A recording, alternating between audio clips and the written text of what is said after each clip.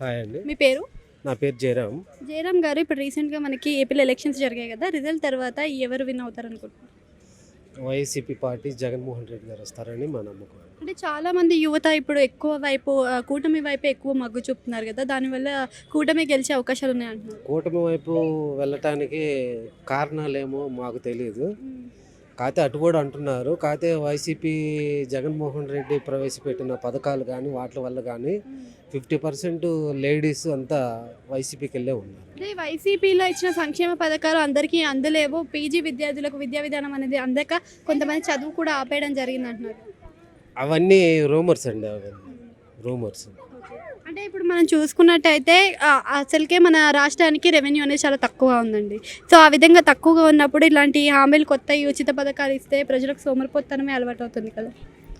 అది పొలిటికల్కు ఉన్న స్ట్రాటజీ అండి అది. కాకపోతే యాజ్ ఏ సిటిజన్గా మనం మారాలి. ఫ్రీగా ఇస్తున్నారు, అవి ఇస్తున్నారు, ఇవి ఇస్తున్నారు అని కాకుండా మనకు కావాల్సింది ఏంటంటే ఇండస్ట్రియల్ డెవలప్మెంట్ కావాలి, ఎంప్లాయ్మెంట్ కావాలి, విద్యా వైద్యం మీద ఏదైనా సరే వాటి మీద ఉండాలి. కానీ ఉచిత పథకాలు అనేవి ఫైనాన్షియల్గా డిస్ట్రెస్లోకి వెళ్తుంది.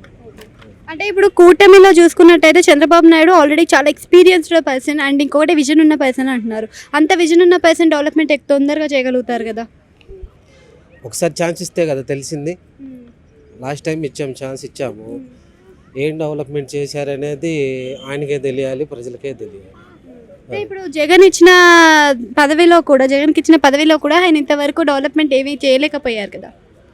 చేయకపోయారనేది మనం లోపలికి వెళ్ళి అక్కడికి వెళ్ళి చూస్తే అర్థమవుతుంది. కానీ మనం ఇక్కడ అనుకుంటే కాదు కదా. డెవలప్మెంట్ అంటే చేయలేదు.